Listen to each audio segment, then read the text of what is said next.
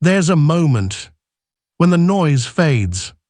The traffic, the deadlines, the constant pressure to keep moving faster, it all starts to feel distant, and in its place, something quieter begins to take hold.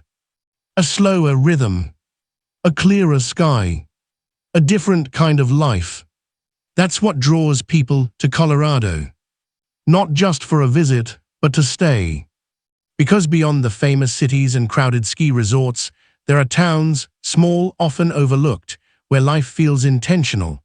Places shaped not by speed, but by landscape, history, and the quiet decisions of people who chose something different.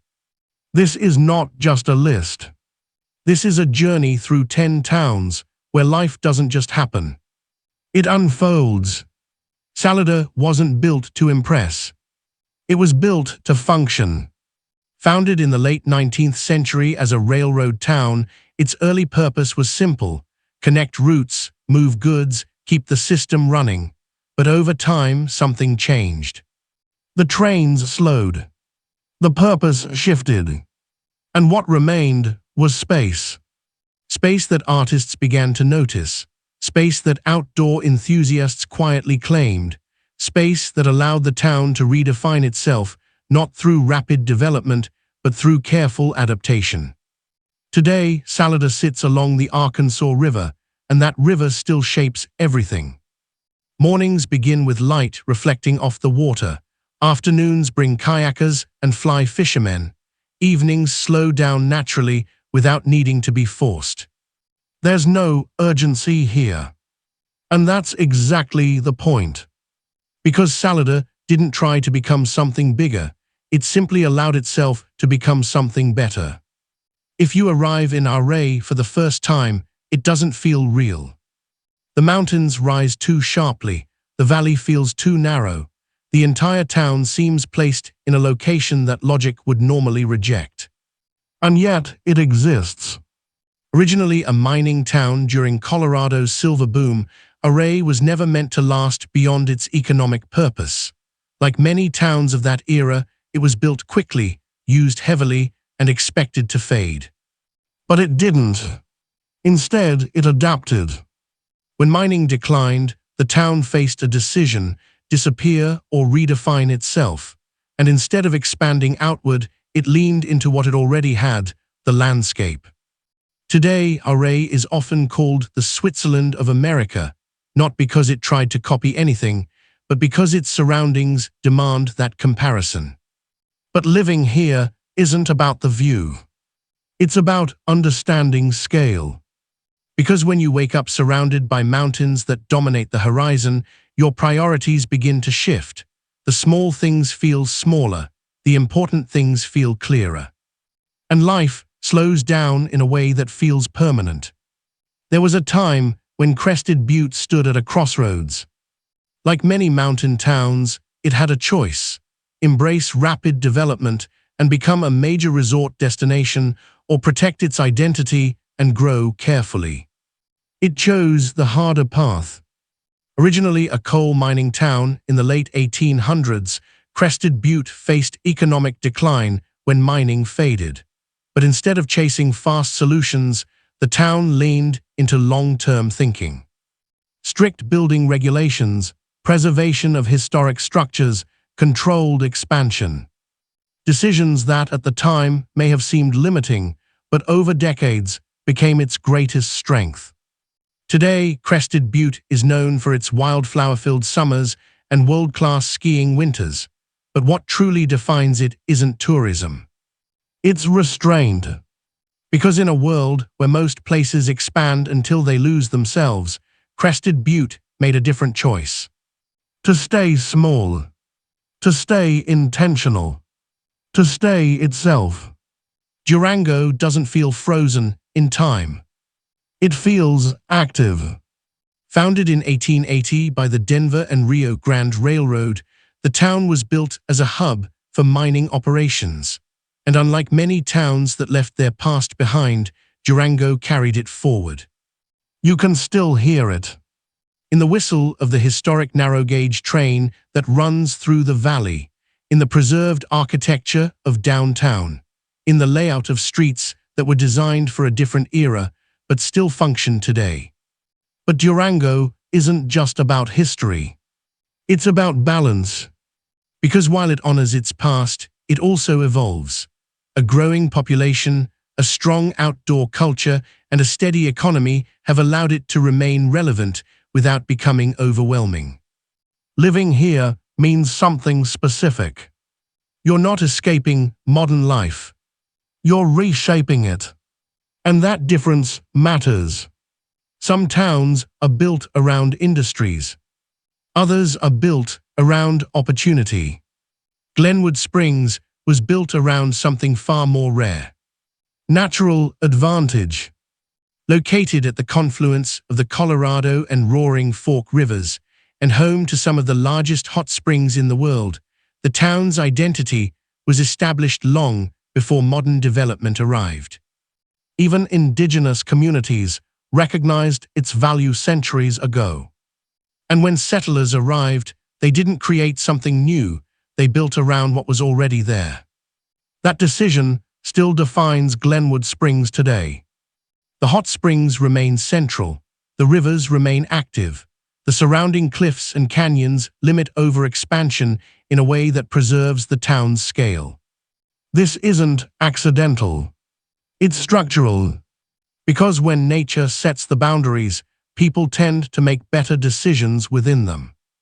And in Glenwood Springs, that balance is still holding. There's a shift that happens, almost without warning. At first, you notice the scenery, the mountains, the air, the silence. But then something deeper begins to settle in. You start noticing how people move, how they speak, how they choose to spend their time. And slowly, you realize, this isn't just a beautiful place to visit. It's a different way to live. Telluride wasn't meant to be easily reached. Tucked deep within a box canyon, surrounded by towering peaks, it remained physically isolated for most of its early history. Founded during the gold rush of the late 1800s, it thrived briefly, then faced the same collapse that many mining towns couldn't survive.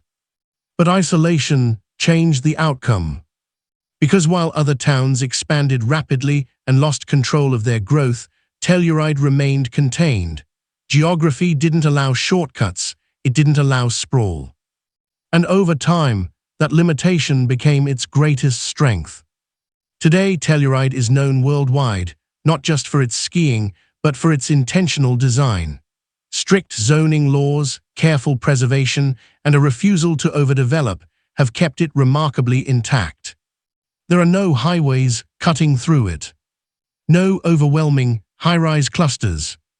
Just a town that understood early on that protecting its identity was more valuable than expanding it. Living here isn't about convenience. It's about commitment. Because choosing Telluride means accepting distance from major cities, from fast-paced systems, from anything unnecessary. And in return, you gain something rare. Clarity. Some places evolve so much, they forget where they started. Steamboat Springs didn't. Founded in the early 1900s as a ranching and agricultural community, its identity was built on work, real, physical, demanding work. And even as tourism began to grow, that foundation never disappeared. You can still see it today. Not just in the open land or the working ranches, but in the culture itself. There's a grounded, unspoken understanding here, an awareness that growth should never erase origin. And so, while Steamboat Springs has become a world-class ski destination, it never feels artificial. Because behind every new development, there's an old structure that still matters. Behind every visitor, there's a local who chose to stay. This balance didn't happen by accident. It came from decades of decisions, small, consistent choices to protect what made the town real in the first place. And that's why living here feels different. It's not just about the views. It's about continuity. Aspen is often misunderstood.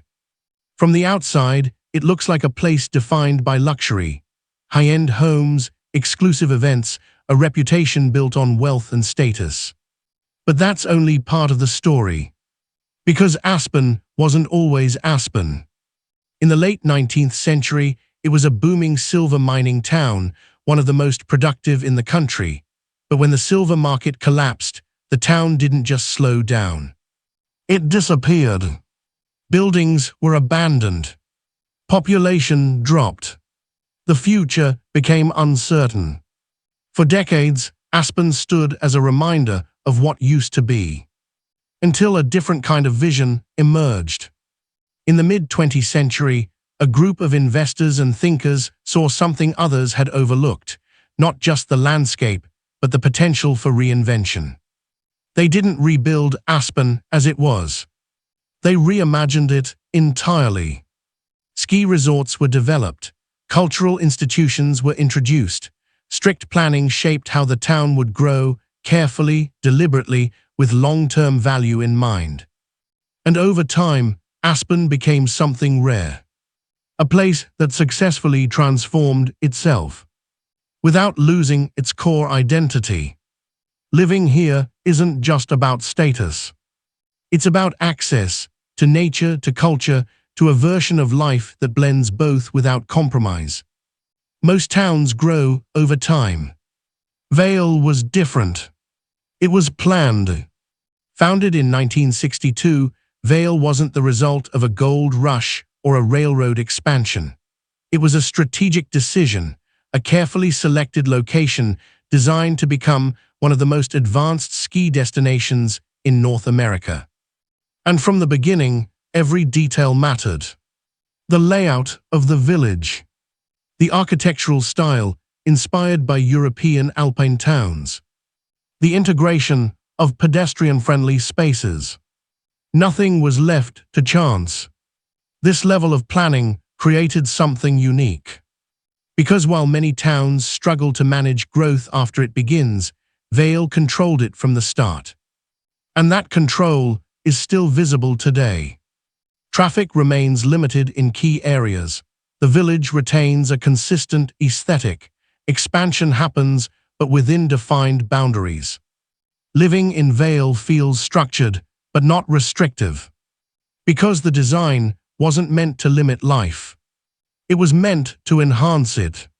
And when structure is done right, it doesn't feel like control. It feels like flow. By now, something feels different. It's no longer just about scenery. Not just about fresh air or mountain views. It's about decisions. The kind of decisions people make when they stop chasing convenience and start choosing meaning. Because the closer you get to the top of this list, the clearer it becomes. These towns aren't just beautiful places. They are statements about how life can be lived when every detail matters. Breckenridge didn't begin as a destination. It began as a necessity. Founded in 1859 during the Colorado Gold Rush, it was one of the earliest mining settlements in the region. Like many towns of that era, its purpose was simple: extract resources, build quickly, and move on when the opportunity faded. But Breckenridge didn't fade. It adapted. When mining declined, the town faced the same question every historic community eventually confronts. What now? Some towns disappear. Some overdevelop. Some lose themselves trying to stay relevant. Breckenridge chose a different path. It preserved not just buildings, but identity. Walk through its streets today, and you'll still see the influence of its past. The structures, the layout, the sense of scale, it all reflects decisions made more than a century ago. But preservation alone isn't enough. Breckenridge also evolved. Ski infrastructure was introduced, but not in a way that erased what was already there. Growth happened, but within limits. Tourism increased, but without overwhelming the town's core. This balance between past and present growth and restraint is what sets Breckenridge apart. Because achieving balance is far more difficult than choosing one direction. And yet here it works. Breckenridge isn't just visually appealing. It's structurally effective. Residents don't just live here, they operate within a system that supports both lifestyle and sustainability. Local businesses thrive without being overshadowed. Outdoor access isn't restricted, it's integrated. The town doesn't feel divided between visitors and residents, it feels shared. That doesn't happen by accident. It comes from planning, from understanding that long-term value isn't created through rapid expansion, but through controlled growth and consistent decisions over time. And Breckenridge has done this quietly, consistently, effectively. But there's something else. Something less visible, but more powerful. Living in a place like Breckenridge changes how you think.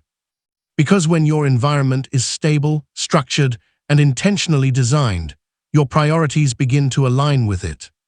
You stop rushing. You start noticing. Time feels different, not slower, but more defined. And gradually, the idea of success begins to shift. It's no longer about accumulation. It's about quality. Other towns on this list are beautiful. Some are more exclusive. Some are more remote. Some are even more dramatic in their landscapes.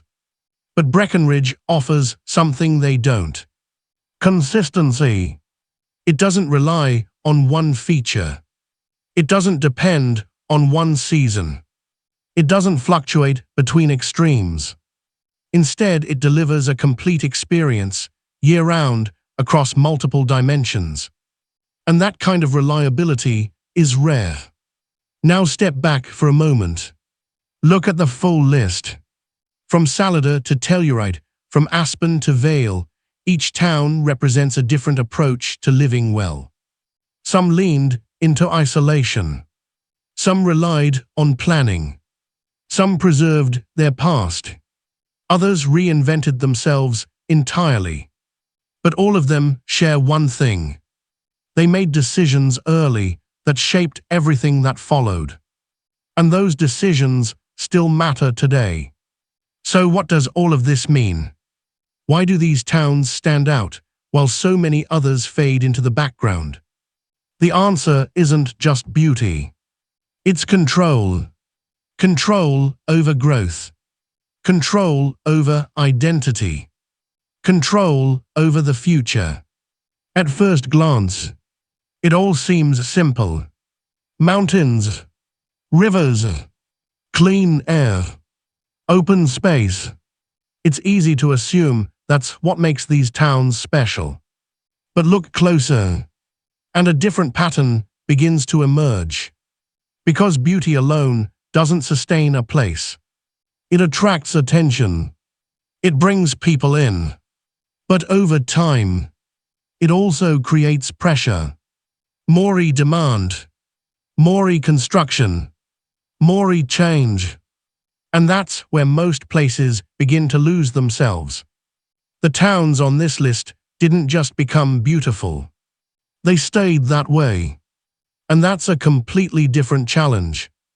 Because maintaining identity in the face of growth requires something most places don't have. Discipline. Not the kind that's obvious. Not rules that feel restrictive.